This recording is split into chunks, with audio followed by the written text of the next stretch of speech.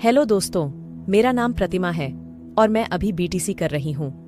मैंने primary school में teacher के लिए परीक्षा भी दिया है। हमारे घर में कुल 4 लोग, मैं, मेरा भाई और मेरे मम्मी पापा।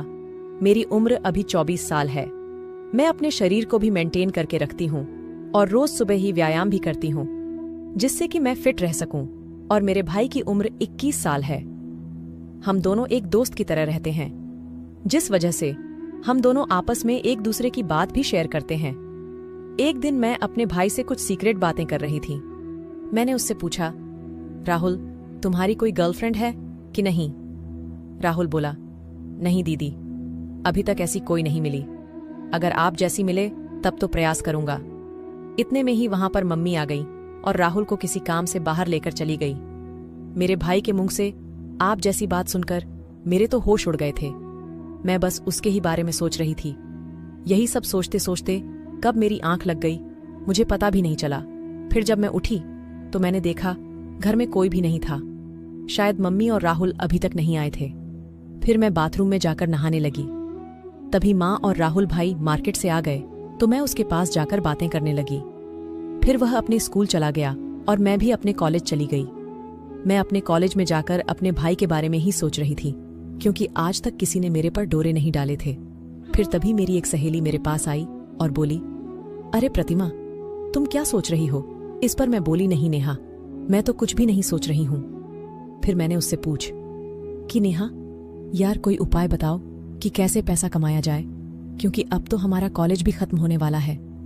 नेहा ने मुझे गुस्से से देखा और बोली, अरे चल यार, हमारे लिए पैसे कमाना आम बात है। फिर हम दोनों अपने अपने घर की तरफ जाने लगे, क्योंकि हमारा क्लास नहीं चल रहा था। मेरी सहेली अपने घर की तरफ जाने लगी, इधर मैं भी जा रही थी। तभी मैंने रास्ते में अपने भाई राहुल को देखा। उसको देखकर मेरा होश उड़ गया। राहुल अपने साथ 3 लड़कियों को लेकर घूम रहा था। मुझे उस पर काफी ज्यादा गुस्सा आ रहा था, क्योंकि पापा इतना मेहनत करके पैसा लाते हैं और हमें पढ़ने के लिए देते हैं, लेकिन यह सारा पैसा बर्बाद कर रहा है। फिर मैं उसी गुस्से में घर चली आई और राहुल के आने का इंतजार करने लगी। मैं मम्मी पापा को भी यह सब बातें बताना चाहती थी, लेकिन मैंने नहीं बताया कि शायद उन्हें ठेस पहुंचेगी। फिर शाम के समय जब राहुल घर आया तो मैं उसके कमरे में गई और देखा तो वह टीवी देख रहा था। मैंने उससे पूछा, राहुल, तुम मार्केट में लड़कियों के साथ क्यों घूम रहे थे? उनके साथ मत रहो, वरना तुम्हें बर्बाद कर देगी। उसने कहा, नहीं दीदी, मैं तो घूमूंगा, उनके साथ घूमने में काफी मजा आता है और मेरे लिए यही समय है। अब नहीं घूमूंगा तो कब घूमूंगा? वह मुझसे गुस्से में भी बोल रहा था। मैंने उसे बहुत बार समझाया कि तुम ऐसा मत करो, लेकिन वह नहीं मान रहा था। मेरे बहुत कोशिशों के बाद वह बोला, ठीक है, उनके साथ नहीं घूमूंगा, लेकिन मेरी भी एक शर्त है। अगर तुम पूरा करोगी तो मैं उनके साथ रहना भी छोड़ दूंगा। मैं बोली, हाँ बताओ, क्या शर्त है तुम्हारी?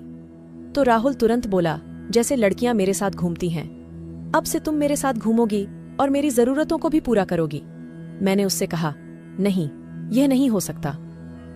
मैं भला क्यों तुम्हारे साथ घूमूंगी? तो इस पर राहुल बोला, तो फिर ठीक है, मुझे मत समझाओ, मैं जो भी कर रहा हूं तुम मुझे मत बोलो। फिर मैं बोली, चलो ठीक है, शाम को सोचकर बताती हूं। इतना कहकर मैं उसके कमरे से अपने कमरे में चली गई और बैठकर सोचने लगी। अब मुझे पूरी तरह से समझ आ चुका कि मेरा भाई मुझसे क्या चाहता है। मेरे भाई की कही हुई बातों को सोच सोचकर मेरे दिल की धड़कन बहुत ही ज्यादा बढ़ गई थी। मैंने अब तक ये सब सोचा भी नहीं किया था कि मेरा भाई भी मेरे साथ ऐसा कुछ करने की सोच सकता है। मुझे तो लगा था कि बाहर का कोई लड़का ही मेरे साथ पहली बार क्रिकेट का खेल खेलेगा, लेकिन यह बातें सुनने के बाद मुझे लगने लगा था कि मेरा भाई ही मेरी जवानी का उद्घाटन करेगा और मेरी ताबड़तोड़ क्रिकेट खेलने वाली ख्वाहिश को पूरा करेगा। ये सारी बातें सोच सोचकर मेरे दिल की धड़कन इतनी बढ़ चुकी थी कि अगर कोई सामने रहे तो उसे आसानी से सुनाई दे। फिर मुझे कुछ दिन पहले की भी बात याद आ गई कि वह मुझे कैसे देख रहा था। मैं उसको पूरी तरह से समझ गई थी कि वह क्या करना चाहता है। मेरे पास तो बहुत बड़ी समस्या थी कि अब मैं क्या करूं। अगर मैं हाँ नहीं बोलूंगी तो वह उन लड़कियों के चक्कर में बर्बाद हो जाएगा और उसकी पढ़ाई भी खराब होगी, और अगर हाँ बोलूंगी तो वह मेरा भाई है। फिर मेरे दिमाग में अचानक ख्याल आया कि शायद मुझे भी उसकी जरूरत है और यह बात घर में ही रहेगी। इससे हमारी इज्जत भी बची रहेगी और मेरा भाई सुधर जाएगा। यही सब सोचते सोचते मैं सो गई। फिर जब मैं सुबह उठी तो राहुल के कमरे में चली गई। अब मैं भी उसके लिए बेताब हो रही थी। फिर मैंने उससे कहा, ठीक है राहुल, मुझे तुम्हारी शर्त मंजूर है, लेकिन चलो पहले हम शॉपिंग करेंगे, बाद में तुम्हें जो करना है वह कर लेना।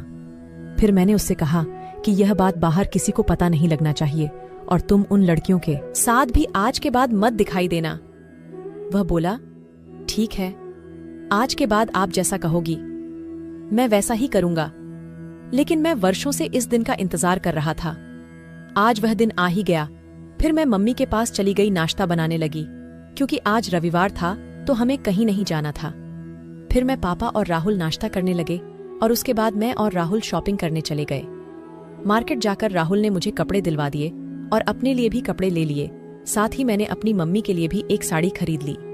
शॉपिंग करके हम एक रेस्टोरेंट में गए और वहां से खाना खाकर घर चले आए। फिर शाम होते ही मेरा भाई राहुल मुझसे कहने लगा, चलो अब अपनी शर्त पूरा करो।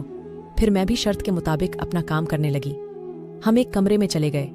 कमरे में बहुत ज्यादा अंधेरा था तो मैं लाइट जलाने को कहा। इस बात पर मेरा भाई भी राजी हो क्या मुझसे कहने लगा कि हाँ, लाइट जला लो, मुझे आज सब कुछ साफ साफ देखना है। और उसने लाइट जला दी और धीरे धीरे करके क्रिकेट खेलने की तैयारी करने लगा। मेरा दिल बैठा जा रहा था। मेरे दिल की धड़कन समुद्र की लहरों की तरह उठ रही थी। वह साफ साफ किसी भी सामने वाले इंसान को सुनाई दे रही थी। लेकिन मेरा भाई इतना वाइल्ड था कि धीरे धीरे करके मेरे साथ वह सारी चीज करने लगा जो एक पति अपनी पत्नी के साथ करता है। राहुल को मैं नहीं, बस उसकी ख्वाहिश दिख रही थी।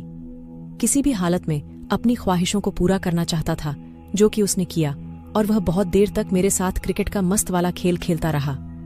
उस दिन पहली बार मेरे भाई ने मेरे साथ क्रिकेट की 3 परियों का जबरदस्त ताबड़तोड़ खेल खेला था।